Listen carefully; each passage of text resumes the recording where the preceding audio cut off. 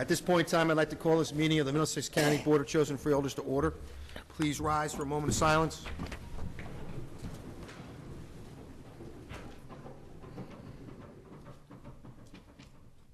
Salute to the flag. Dennis? Pledge allegiance to the flag of the United States of America and to the republic for which it stands, one nation, under God, indivisible, with liberty and justice for all. Margaret?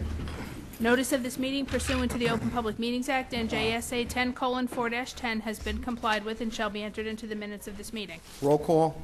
Freeholder Barrett Belante. Here. Freeholder Delina. Here. Freeholder Polos. Freeholder Rios. Here. Freeholder Chamorro. Here. Freeholder Valenti. Here. Freeholder Director Rafano. Here. Correspondence? Each freeholder has been provided with a list of correspondence received by the clerk's office since our last meeting. This correspondence will be kept on file in the office of the clerk of the board for reference. I need a motion to accept the correspondence. So moved. Motion by Deputy Director Rios, seconded by Freeholder Valente. All those in favor say aye. Aye. Any opposed? Ayes have it. Reports of freeholders. Freeholder Carol Barrett Belante. I didn't know who I was there for a second. Thank you, Director. The Rutgers Co-op Extension Services, I'm pleased to announce that the Middlesex County Master Gardeners will be at the upcoming New Jersey Flower and Garden Show, answering gardening questions. The flower show will be held at the New Jersey Convention and Exhibition Center in Edison from tonight through February 20th. And excuse me, I appear to have a frog or something in my voice, so. February is Career Technical Education Month. The Middlesex County Vocational and Technical Schools will celebrate this month-long event with a series of programs and activities that highlight their most successful programs. Here are just some of the activities that are going to be scheduled for this year. The Allied Health classes from Woodbridge campus of the Academy for Allied Health and Biomedical Sciences will host a health fair at St. Joseph's Nursing Home and will offer blood pressure and vision screening to seniors. The Academy for Science, Mathematics, and Engineering Techniques in Edison will launch a school-wide effort to collect food for the Middlesex County Food Organization and Outreach Distribution Services, McFoods as it's known. The Piscataway campus will host a career day where area businesses, alumni, and other representatives from industry will highlight career opportunities in today's workforce. The month-long celebration will conclude with the Green Tech Expo, which will be held on February 25th, where students will demonstrate the skills and talents they acquired in their occupational programs and through career major presentations. Their presentations will focus on innovations in their major. The students will explain how this innovation affects the environment. Thank God that's the end of my report. I will not be able to speak. Thank you, Freeholder. Freeholder Stephen J. Delina. Thank you, Freeholder Director. I would like to advise the board and the public that the Middlesex County Conservation Corps is currently accepting applications for its spring youth programs coming this year. Anyone interested must act quickly, as applications must be turned in by February 23rd and work will start on March 26th. An application form can be downloaded from our website. We are looking for high school and college students 16 of age and older who are interested in helping to preserve our county's open space program. I also have with me copies of the Middlesex County Conservation schedule of events for this spring 2011. The events to be held include the Spring Beach Cleanup to be held in Old Bridge with Mayor Jim Phillips, Waterfront Park on April 30th from 9 a.m. to 12:30 p.m., the Spring Invasion Pool at the Jamesburg Park Conservation Area on May 14th from 9:30 a.m. to noon, where volunteers help to remove harmful invasive plants and some trash and cleanup. I would like to mention that our Conservation Corps will be celebrating National Trade Day on June 4th from 9:30 to 12 noon at Island Brook Park Conservation Area in South Brunswick. And on the day, volunteers can join us in trail work and cleanup projects, and if they wish to join in our hike during the afternoon.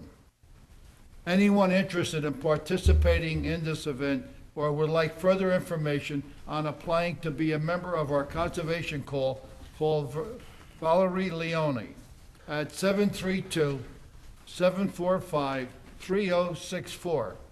And our last note from the winter basketball tournament has been accepted through tomorrow, February 18th. Any questions, please call Aaron at 732-745-4222. I thank you. Thank you, Freeholder. I believe Freeholder Barrett Belante has a presentation. Yes, I do. Thank you. Okay.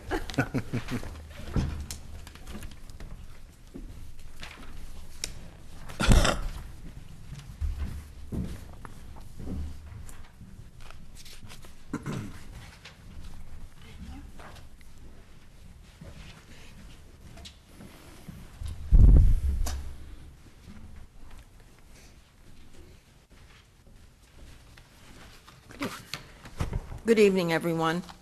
The New Jersey Association of Counties Wells Fargo Scholarship Program partnered with the New Jersey Association of Counties and the New Jersey Council of County Vocational Technical Schools to offer scholarships. This year, although the young man is not here tonight, Matthew, I hope I don't do it unjustly, Gatalis. Is it close? All right, close counts. Well, we have the superintendent, Brian Laughlin here. Also, if you'll come up, and I think the principal is here, Alex Guzman, and I believe one of the counselors is here, which I don't have the name, but it.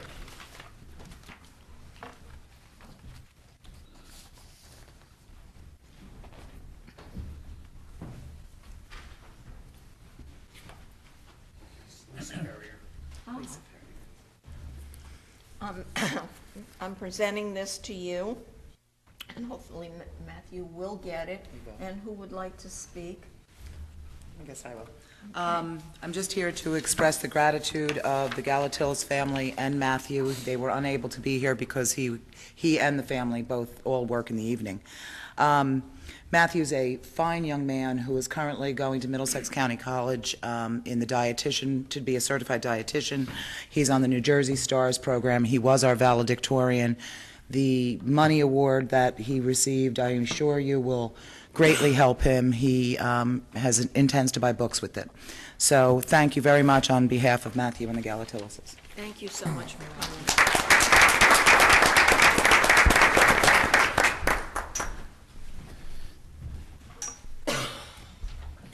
Freeholder Paulos. Thank you.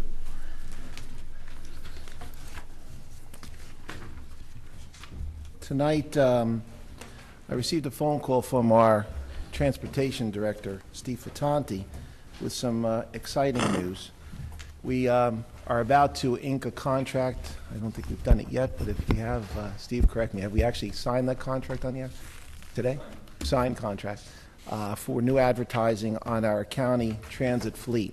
Some of you may recall a few years ago, we endeavored into a new arena, and that was providing advertising opportunities on our MCAT shuttle buses. The goal was to try to create a new revenue source to help offset some of the operational costs of our bus system.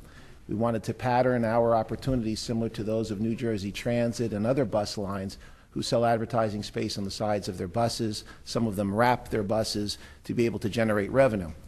We've been averaging about $25,000 to $30,000 a year, which may not sound significant, but that pays for an awful lot of gas and salary and wages and overtime and operating expenses for our fleet. This new deal that we've just hatched through our advertising company, Titan, advertising is going to generate an additional $5,000 a month for the next 10 months, so an additional $50,000. So this year we hope to eclipse $75,000 to $80,000 in advertising revenue, which is going to go a long way for making sure that our MCAT transportation systems continue to operate and provide the great service that they do to the residents of Middlesex County. So, Steve, and to our advertising company, congratulations. But it does bring to light a revenue opportunity that some of us have been talking about for a few years here in Middlesex County that we should be able to build upon to be able to create new revenue sources for our county. Tonight on the agenda, there'll be some discussion and movement forward with our county budget. Share with you a story that I was told many years ago when I got into business about a gentleman who came from Europe to the United States. He was a shoe repairman. And he came to the United States and built a very, very large business and ultimately went into the shoe sales business and had several locations throughout the New York and New Jersey area. He had a very good accountant who every year would come and do the accounting, and every year the little old man would pull out a shoebox with information and other documents, checks, bank accounts, and so forth. At the end of all of this, the accountant said to him very clearly, he said, "You know, I've been here for many, many years, and you always work out of this shoebox." He said, "You know, you have to get into the 90s, at those days, into the 90s and become more technically proficient." And he said, "Why do you work out of that shoebox? How do you understand what goes on in that?" He said, "Well, when I came to this country, I brought this shoebox and it had everything that I owned in it." He said, "And I knew that if this shoebox ever started to empty, I was losing money. And every time I couldn't fit money into my shoebox, I knew I was making money." And the accountant laughed and he says, "Well, I guess you've been pretty successful using that." And he says, "It's worked for me all of these years." It's a simple application, and to some extent, I think we could all learn something from it. It's true that for the last couple of years, I've disagreed on a lot of financial issues relating to how we operate our county government. Last year, voting against the budget and the use of open space dollars. And I have a fundamental disagreement with our administration, our administrator, and our finance committee with respect to how we put our budget together. It's important, I believe, to go back to basics. We have to realize that as a county government, if your box is starting to empty out, you're losing money. And we have to get to a point of where we can't fit any more into the box. And the way that we're able to do that, I think, is by crafting new measures, new ideas, and looking at things as to how we operate financially differently. A couple of examples, and I've said this in the past, but I say it again this year because it seems that we're staying on the same track. You know, this little example of advertising revenues is something that I floated since 2007, which continues to fall on deaf ears. We have great revenue opportunities in selling naming rights at our golf courses, our recreational venues, providing billboards on county sites that front highways to generate revenue, selling advertising opportunities in our recreational facilities throughout the county.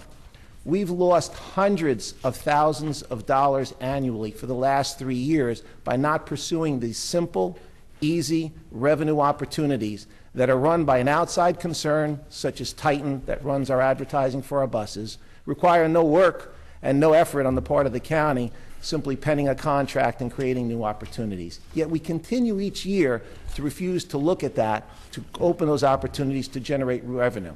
Whether it's $100 or $200 or $300,000, those are hard dollars that make an impact on our budget. Those are hard dollars that save the taxpayers of Middlesex County money. Those are hard dollars that are going to save people's jobs and give them an opportunity to have assurance that they're going to continue to work for this county. Those are the kinds of things that we need to do. For 3 years, I've suggested to this board that we create a special budget task force and tap into the type of people that really have expertise.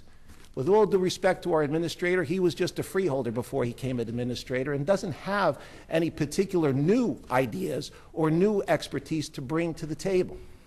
We need people who have knowledge in finance to help us craft a budget, a zero-based budget, which some of us have advocated for 3 years, to put us into a strong financial position to move forward. If you think of the resources and the expertise that surround this county administration building, between the Rutgers School of Business, Johnson & Johnson, Bristol Myers Squibb, For God's sakes, we have the chairman of the Port Authority of New Jersey and New York, who is as an attorney in the city of New Brunswick, who's run that authority famously for the last 8 years. Yet we're unwilling to look beyond the walls of this building to say, we need help. Well, maybe no one agrees with me on the board, but I can tell the public, we need help. We need people who are willing to come in and help us make the tough decisions, the non-political, fiscally responsible decisions that are going to put Middlesex County onto a road of success. We can't be satisfied with the fact that we're able to cut our budget to get to cap. And for those of you who think that that's an accomplishment, we should be thanking Governor Christie, because if it wasn't for him, we would be $17 million over last year's tax levy, not 12. Thanks to him, we had to cut $5 million, or perhaps we would have let that go as well. The point of it is we need real reform. We need real cuts. We need a real budget that's going to represent the true needs of what county government is in Middlesex County. The reorganization that we talked about in January that supposedly is going to save us $2 million hasn't saved us a penny yet, and likely won't for many, many years. In fact, some of us wonder whether or not it's really even appropriate to look at without a charter study, because it's a change in the way government operates from a freeholder board to nearly a county executive for all intents and purposes. The bottom line is we can talk about the fact that we're trying to do things, but how effective are we? Unless we're really willing to look outside, unless we're willing to make the tough decisions, unless we're really willing to cut expenses and live within our means, we're doing a disservice to ourselves and to the residents of the county. We can't simply continue business as usual. We can't continue to talk about cuts, potential layoffs, yet award contracts to engineers to build running tracks and recreational facilities and other amenities that are not emergent. We can't talk about real reform and how we're doing so well when we're facing a $64 million capital improvement program this year. $64 million. Yet we're supposedly in a budget crunch. We're supposedly under the gun. We're supposedly unable to meet our needs. That's not the way to run a business. That doesn't use the shoebox method of, if it doesn't fit in, we're making a profit. We need to go back to basics and realize that this government is spending way too much. This government is expending on capital projects, professionals, and even professional staff well beyond our means. And we can't continue to just increase taxes because we can. We can't just continue to increase taxes because no one comes to a meeting to complain about it. We have a responsibility, a fiduciary responsibility, a fiscal responsibility to our residents and to those who elected us to do everything we can to make this budget right. When we increased $12 million last year, we offset it by cutting open space. This year, we're going to go up another $12 million, and guess what? We have nothing to offset it with. Some of us have said for years, stop the one gimmick gaps. We sold the parking lot for $800,000. We sold the county engineers building for $300,000 or whatever the number, $3 million. We don't even know how much we're paying in rent. We have nothing left to sell. What are we going to sell next? The jail? The bottom line is that one-shot gimmicks don't fix the problem. We need a zero-based budget that really looks at what the county needs to operate. A long-term fiscal and attrition plan that's effective, that doesn't undercut the departments that need the people, but rather cuts where the cutting can take place. We need to look at a long-term strategy with a task force that has expertise and is willing to look at our budget in an open, fiscally sound, non-political way to put us on a track of success. We need change and an opportunity to look at new revenue sources and the willingness, regardless of who may be recommending it, to look at it with open arms and embrace the ideas to say, you know what, it doesn't matter whether Freeholder Polo suggests it or Freeholder Valenti suggests it or Freeholder Delina. If it's a good idea, let's run it all the way through. That's what this county needs. That's what we need to make a budget that's going to work. That's what we need to be fiscally responsible, and I think we have an obligation to do it. I know that the rest of the board may or may not agree with me, and I know that I've been saying the same thing for the last 3 years, but I just make one commitment to you. I'm going to be consistent in my belief. I'm going to be consistent in my thought that we can do better and consistent in what I think this county needs to do to operate properly. We need to do a top-to-bottom overhaul, and that has not been done. Thank you. Freeholder Charlie Tamaro. Thank you, Director. I'm sorry, Deputy Director Ron Rios. I'm sorry, Ronnie. Skipped right over top of you. I'm done. Thank you, Director. In law and public safety, our Fire Academy will be conducting fire training for ethanol fires. Through various research and studies, it's been determined to extinguish an alcohol fire. Foam is the best use for that. Our fire marshal's office is working very hard with the 58 fire departments in the county. We've purchased 2 specialized foam trailers with universal gold for foam. Through a shared service agreement with the Borough of Carteret Fire Department, the 4,000-gallon tanker will be stationed and to respond as a specialized piece of equipment. The county also stores about 1,000 gallons of alcohol foam at the Fire Academy in case of an emergency response.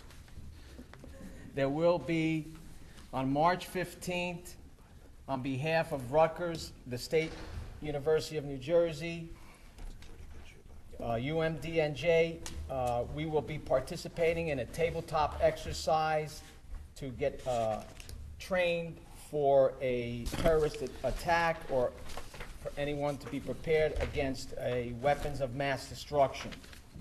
I will be attending that as well.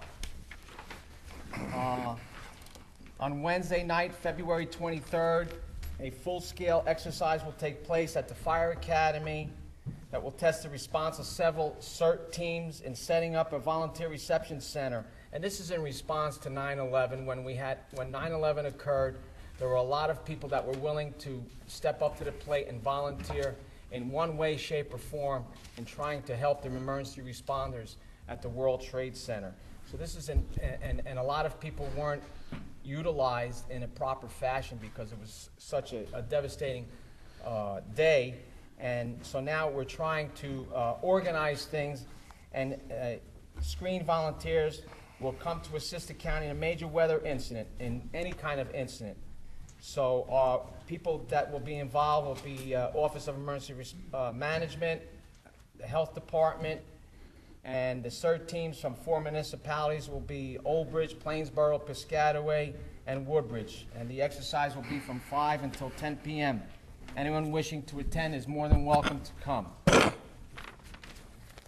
And on another good note, I'm pleased to report that we are moving forward with establishing a 10-year agreement with Mercer County for juvenile services that would generate $1.38 million in new revenue each year over the next 10 years for Middlesex County.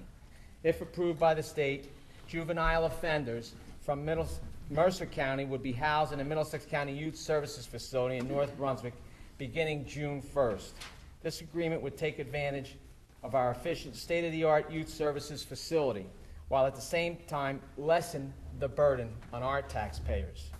Under the planned agreement, Mercer County would close its youth detention center in Ewing and pay Middlesex County to house its juvenile offenders with a guaranteed minimum of 20 individuals per day. We will vote on a resolution authorizing the agreement at our March 3rd meeting.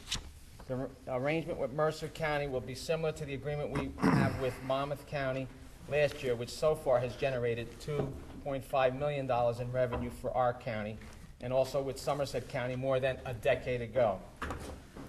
I'd like to thank our partners in Mercer County for joining us in a shared service agreement that will benefit both counties. This is exactly the type of cooperation that we need to foster in order to succeed in these economic times. I'd also like to thank and recognize our warden, Middlesex County Warden Ed Chickey, and his staff and his leadership, not only this shared service arrangement, but in the arrangement we have with Monmouth County. He was very instrumental in working on that. And his hard work and commitment to these endeavors has helped Middlesex County generate $3.8 million in new revenue each year for the next 10 years, which is great news for Middlesex County. And that concludes my report, Director.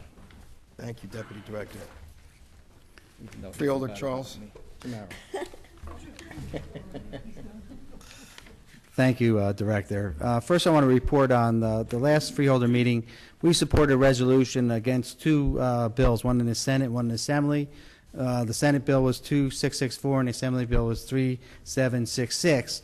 And that bill would have eliminated public access stations to local municipalities. Well, by our support of the resolution and other municipalities and mayors testifying, along with the staff from the cable TVs and local TV stations, they amended their bill, and we're going to continue to receive those services from the cable companies at no cost. So government does work when you pressure them. The county planning board had the reorganization meeting on February 8th, and at that time we elected officers, and we also discussed several items on there. The first one discussed it was the 2010 census, and it seems that Middlesex County's population has grown from 750,000 to 809,000. There was an 8% increase over the year 2000. This figure was estimated by the Department of Planning to be the population of 2012, so the county was 2 years ahead of its curve. Middlesex County remains the second largest county in the state of New Jersey, and the township of Edison remains number one in the county. Woodbridge is second, and Monroe is third. And the transportation part of the committee reports, the Middlesex County Transportation Coordinating Committee passed a resolution recommending approval by the Board of Chosen Freeholders of the 2003-2011 Capital Transportation Aid Program. This developed by the engineers and department for submission to the New Jersey Department of Transportation.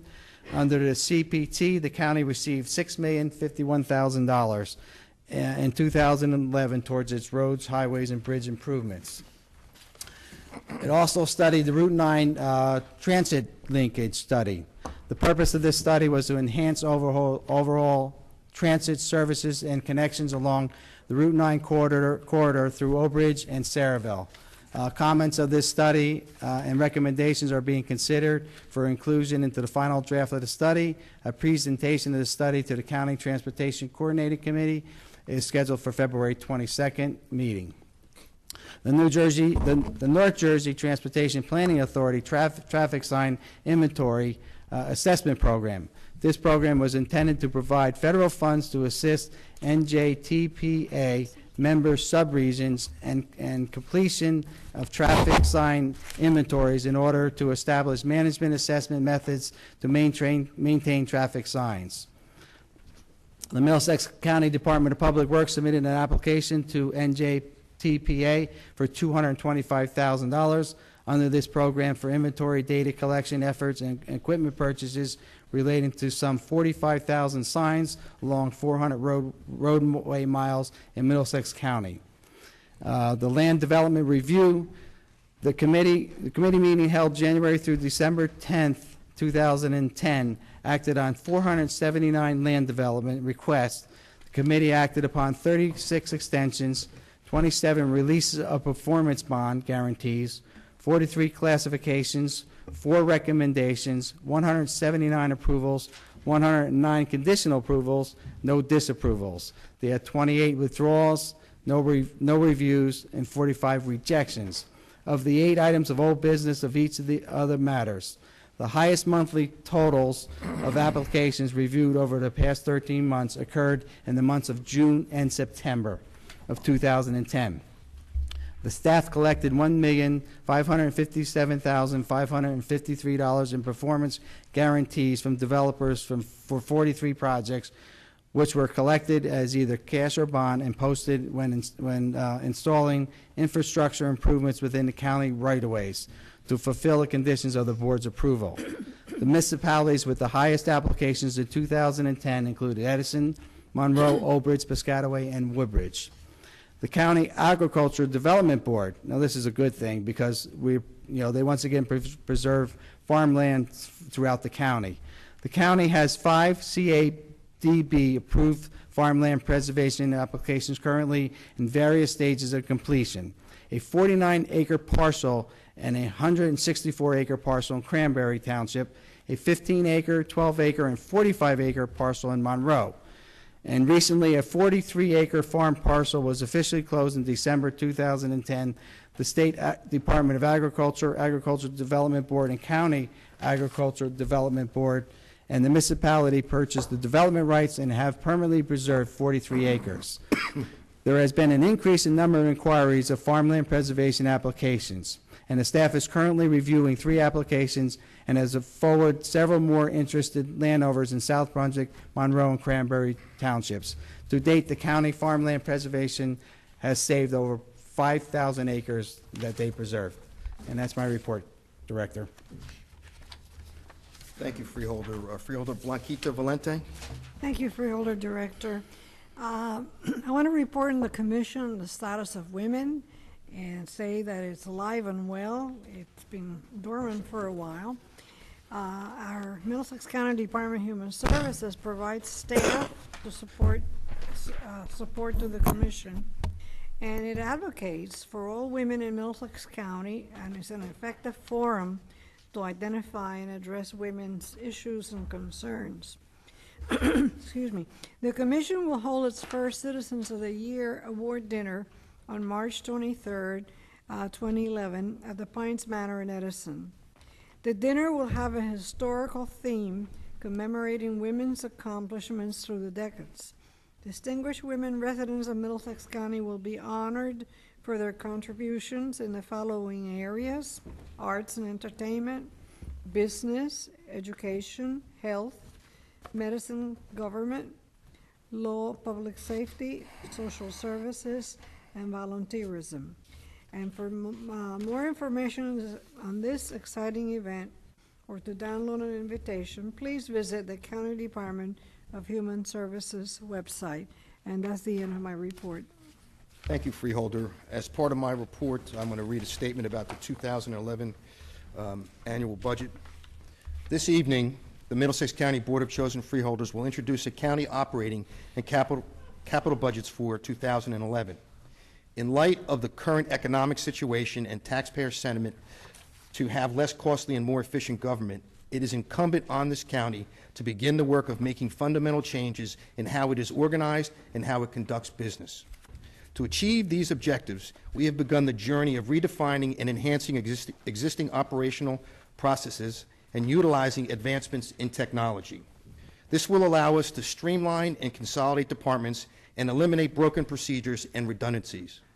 I am pleased to announce that the 2011 operating budget that we introduced tonight not only achieves the board's commitment to cut $12 million to meet the 2% cap requirement, it represents the first steps in the transformation of county operations that will enable us to continue to achieve our dual goals of offering high-quality service and affordability.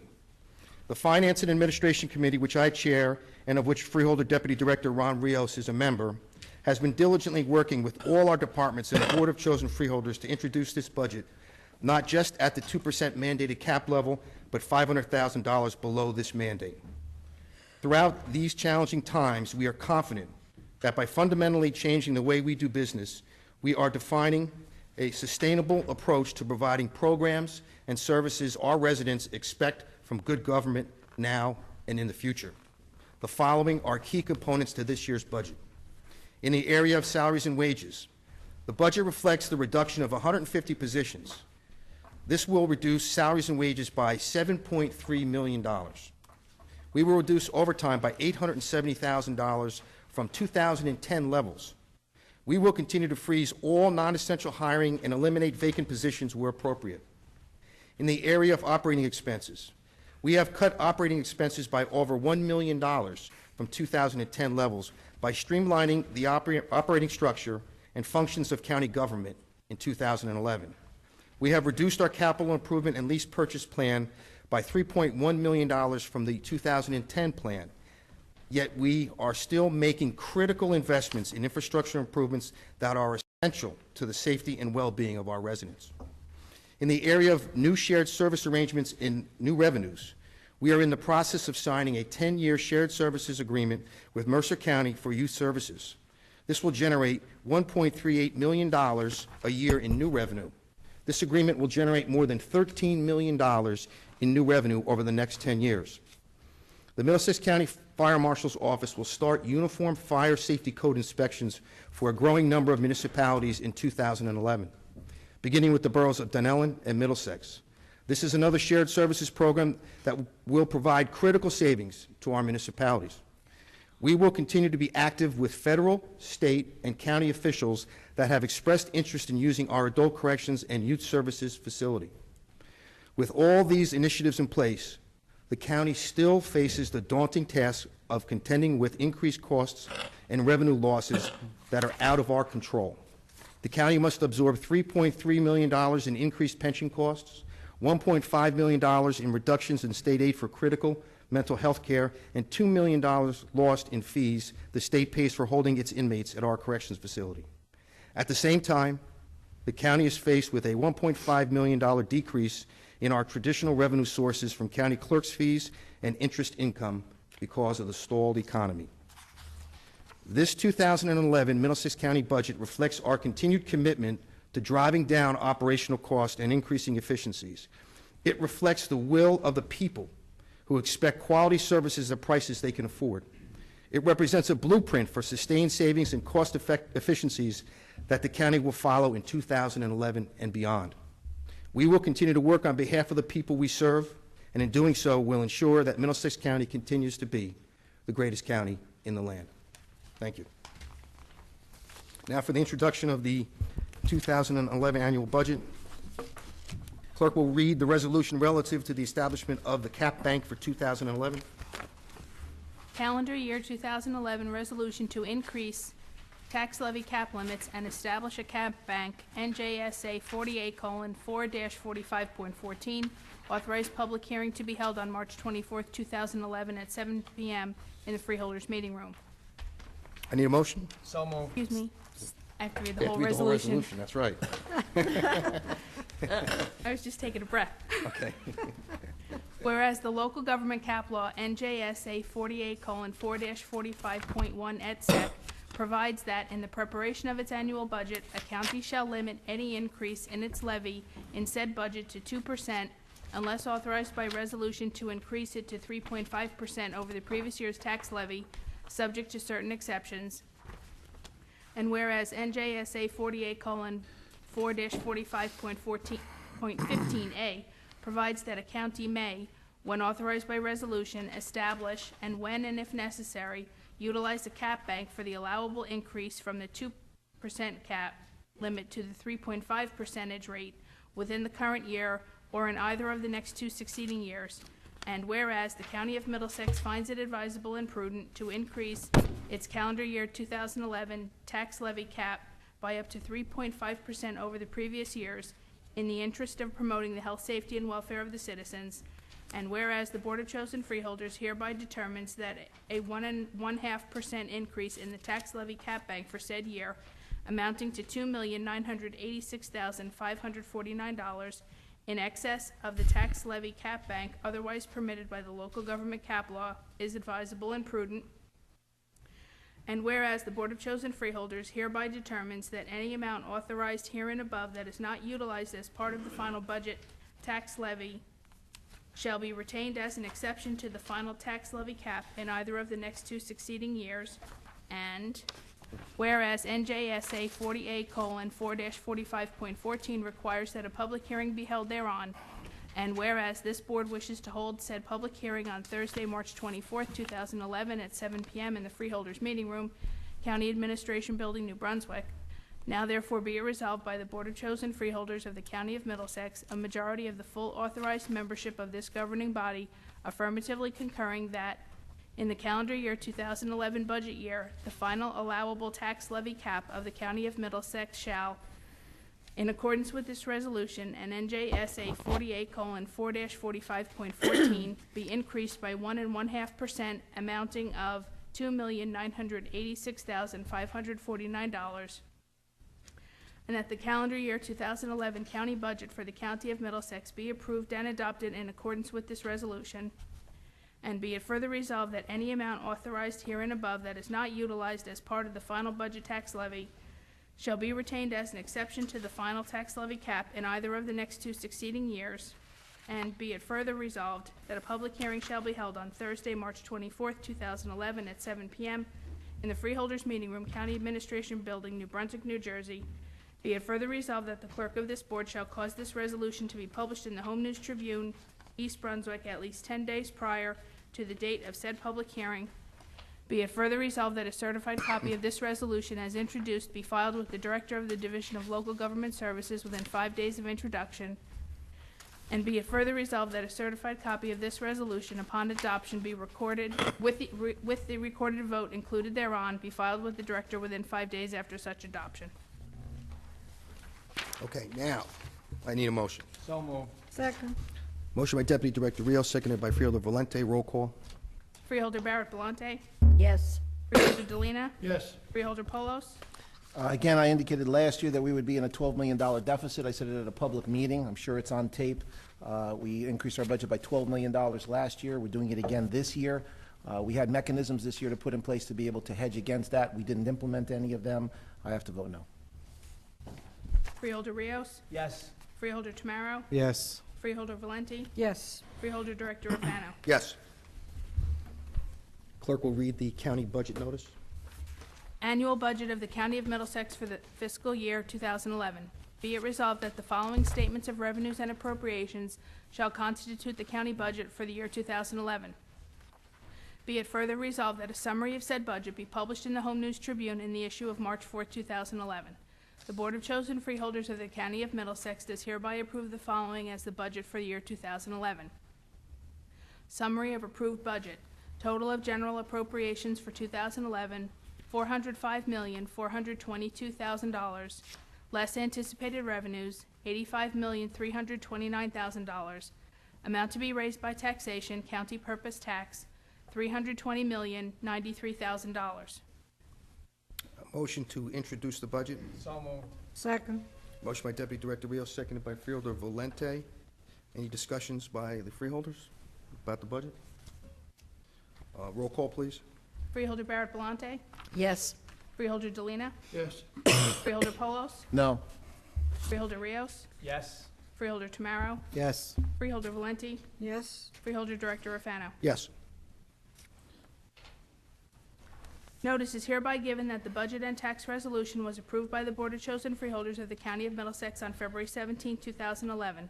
A hearing on the budget and tax resolution will be held at the County Administration Building, New Brunswick, New Jersey, on March 24, 2011, at 7 p.m., at which time and place objections to said budget and tax resolution for the year 2011 may be presented by taxpayers or other interested persons. Any resolutions to be amended? No, Director.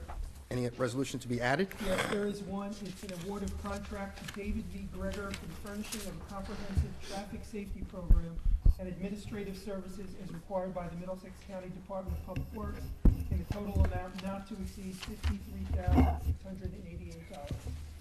Any motion to add that? So moved. Second. Motion by Deputy Director Rios, seconded by Freeholder Tamaro. Roll call. Freeholder Barrett Belmonte. Yes. Freeholder Delina. Yes. Freeholder Polos. Yes, just note that that's fully grant funded. Freeholder Rios. Yes. Freeholder Tamaro. Yes. Freeholder Valenti. Yes. Freeholder Director Rafano. Yes. And that's given number 11-276. Any resolutions to be held? There are none. Resolutions to be voided? No. Okay, I'd like to open the meeting up to the public for any discussion on the agenda items. Remember, there's a 5-minute rule. Anybody from the public? Mr. Stewart?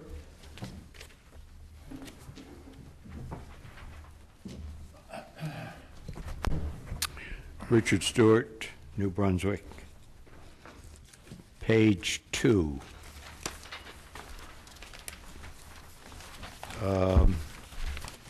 Number 210.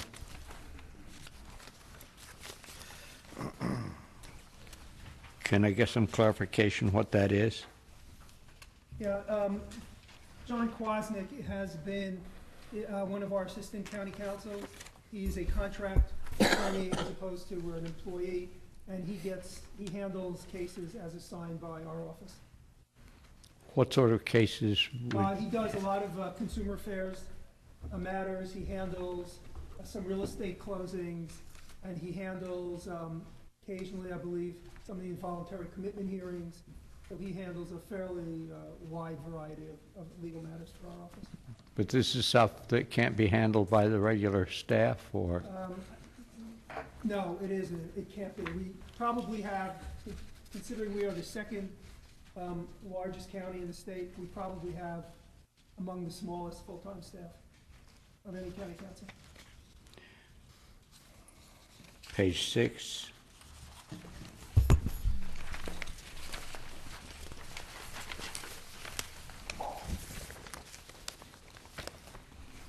Number 239. What does this work out to? These are the flowers for the veterans' graves, the internment, but what does that work out to? How many are we paying for? Was that 8,887? Ann, do you know the answer to that? Oh, if you heard the question. Number 239. Oh, it's these wreaths that are being provided. How many are we buying for 8,887? 237? Okay. That doesn't sound too bad. Page 11.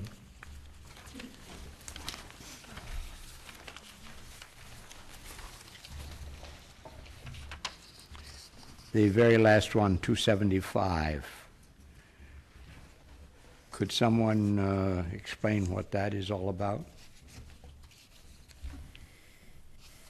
275. Freeholder Pauls? Which one is it? I'm sorry. It's the last one.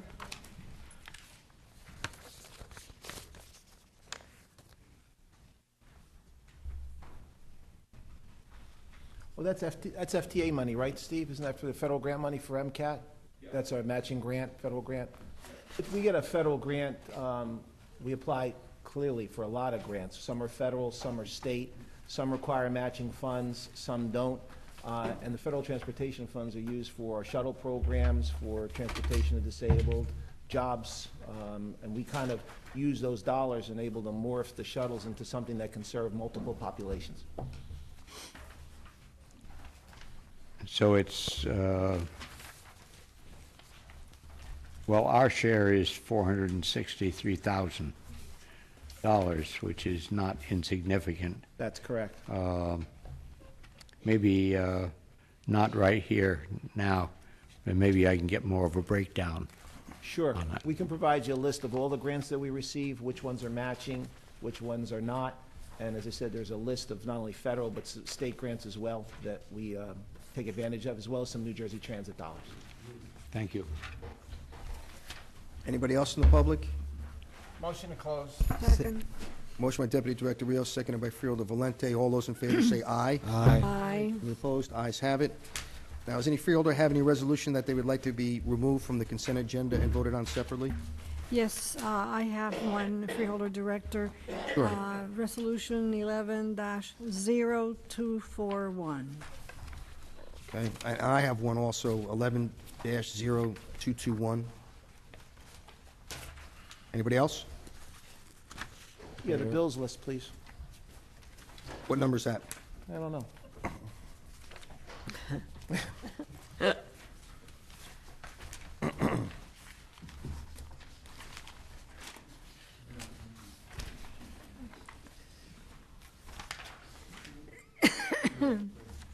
What is it? 203. Okay. Eric? Okay, I'll entertain a motion to adopt the consent agenda consisting of resolutions 11-199 through 11-276, excluding resolutions 11-203, 11-221, and 11-241, which will be voted upon separately. Any motion? So moved. Second. Motion by Deputy Director Rios, seconded by Freeholder Tamaro. Roll call. Freeholder Barrett Palante, Yes. Freeholder Delina? Yeah. Freeholder Polos? Yes. Freeholder Rios? Yes. Freeholder Tamaro? Yes. Freeholder Valenti? yes, Freeholder Director Rafano? Yes. Now the separate. I need a motion on Resolution 0203. So moved. second, Motion by Deputy Director Rios, seconded by Freeholder Valente. Roll call. Freeholder Barrett Palante? Yes. Freeholder Delina? Yeah. Freeholder Polos?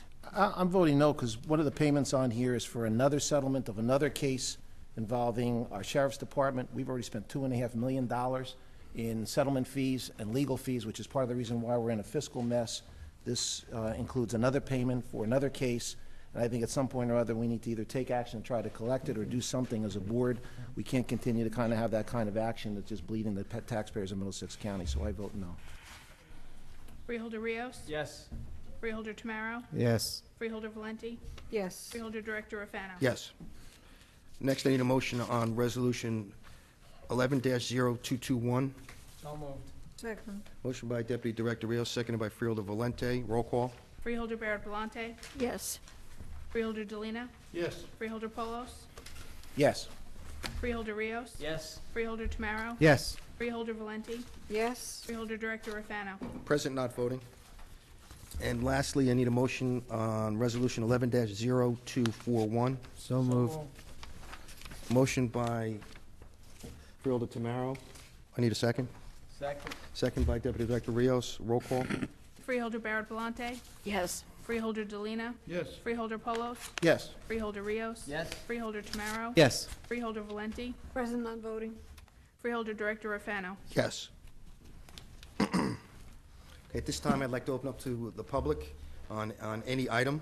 Anybody from the public? On any item, remember, there's a 5-minute rule. Mr. Stewart?